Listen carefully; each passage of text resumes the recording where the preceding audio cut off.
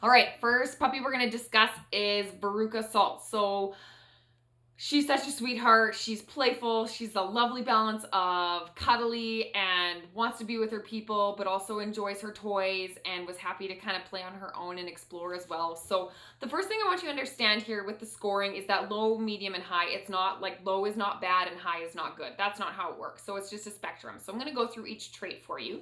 And the first thing we're going to discuss is confidence. So what you're going to notice is I first put the puppy into the testing area, and what I'm observing for is how do they handle a new situation. It's a room that they really haven't been in. There are new obstacles that they haven't seen before, and now they're by themselves. How do they handle this situation?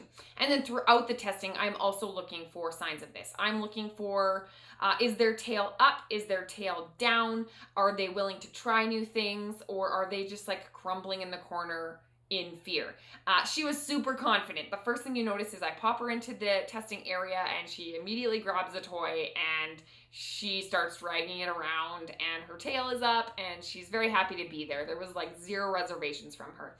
And throughout the testing, I also noticed this as well. She sees the tunnel and she's happy to explore it and check it out. She tried out the bridge. She tried out the little crunchy tarp thing. Nothing fazed her. So confidence, very confident. I'm very pleased with this. The next thing you notice is that I get into the testing area and I'm watching for assertiveness. How does she approach me? Is she nervous to kind of come over, or is she like army crawling, or do I have to coax her, or does she dive into my lap and can't get close enough to my face like fast enough? So I gave her a medium. She comes over very confidently. She immediately sees me, crawls into my lap, and then politely kind of looks for my guidance and her eye contact, staring into my soul, looking for what's next. She's like, what's happening next? Are we cuddling or are we going to play?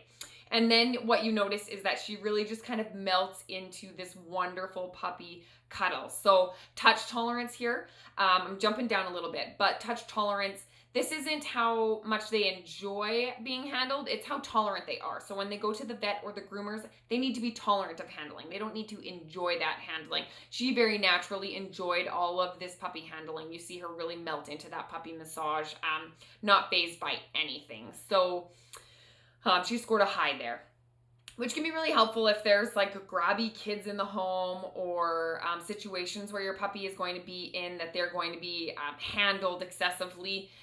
Some puppies are just going to be more naturally tolerant to that, and she will be one of those puppies. Motivation level, workability. How badly does this puppy want to please us?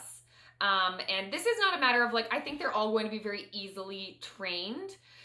Some puppies have a higher workability and really want to work for you. They're looking for pleasing their humans, whereas a puppy that maybe has a lower workability is kind of going to be like, well, what's in it for me? Do you have a treat? Do you have a toy? Whereas the motivation level, when it's high, they just very innately want to please their people, which also kind of goes along with that human focus. So I give her a high workability because anytime I kind of called her back to ask her to try something, she was right there. She wanted to try it. She was following my little toy and crawling over the bridge, and she was up for anything. So I think she's going to be very lovely in the training department. I'm going to be up for trying anything. Nerve strength and resiliency. Okay, so this is their ability to handle stress. So what we're looking for is not do they get stressed out by anything, but how do they recover? And so if there was any moments of stress, do they bounce back right away? And so a puppy that can't handle stress quite as well is going to need a gradual approach to maybe field trips, or you're going to need to make sure that you're scaling back, whereas a puppy that is more resilient to stress is going to be able to handle a little bit more stress at one point, and they're going to recover quickly. I gave her a high. Nerve strength, fantastic. She has no concerns. She handled stress like a champ. And we also see this with like family visits. That's a stressful situation for a new puppy. It's new people. They were being handled differently. And she consistently handled all of the family visits very well. So I would say that this is consistent to what we see day to day. Energy level. I gave her a medium. I know at times in the family visit she kind of came off as the more energetic one, and then there are times during the day where she comes off as the lower energy one. So she's right in the middle. What we're looking for here in the testing area is, are they doing any sitting? Often a lower energy pup will do a lot of sitting in the testing area, and they kind of just like walk through everything. And a higher energy puppy has like a larger than life temperament. They just kind of spin circles and they're running around and they never really slow down. She was a very nice balance of testing things out, and then she would kind of walk and explore and take her moment, and then she would have a playful moment where she would speed up. So I think she's going to be able to happily keep up with adventures for family walks, family hikes or whatever, but then I think she's going to be happy to mellow out when it's a movie night and cuddle in on the couch. Sound and sight sensitivity. So again, we're not, what you're going to notice is I take an umbrella and I pop it open and see if they notice. And what I'm looking for is, I don't care if they notice. What I'm looking for is, again, did they recover from that, and how sensitive are they going to be? And she got a low, meaning that she did not notice. So with the sound one, it was like a pop or shaker. She didn't even look to it. Yes, I know she can hear. She can hear it. But she's been desensitized to sound, that she just really couldn't be bothered by loud noises or whatever. And then the umbrella, like, she looked at it and then she was like, oh, whatever, carries on with her day. So a family that has maybe loud kids or kids that are running through and like big movements that are happening, chances are she's going to handle that very well. Prey drive. I gave her a medium. Because she really loves her toys. So a medium prey drive can be really fun. She wanted to kind of chase the balls. She really liked all of the squeaky toys and the tug things. That was definitely more her jam than the balls. So that's going to be a lot of fun. I think she's going to enjoy a good game of tug of war. I think she'll be able to be distractible that way. But it wasn't so intense that you couldn't kind of like pry her off of it. So I think that'll be a fun trait for her. Human focus, I gave her a medium because she was very happy to be with me, and I would say to day-to-day experiences, she really loves being with her people, and her eye contact. She really looks for her people. That being said, she was also very happy to play on her own and has a little bit of an independence about her, which is really, it's just a very nice balance.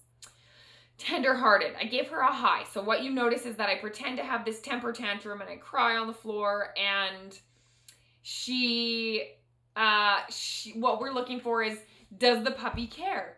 A highly tender-hearted puppy is the one that when somebody says that their dog was, laid next to them sick in bed for a week, these are a highly tender-hearted puppy. Now, on the flip side, if a family has a lot of big emotions, or they struggle with a lot of anxiety, these people tend to gravitate towards a highly tender-hearted puppy, but these puppies often can't handle those emotions.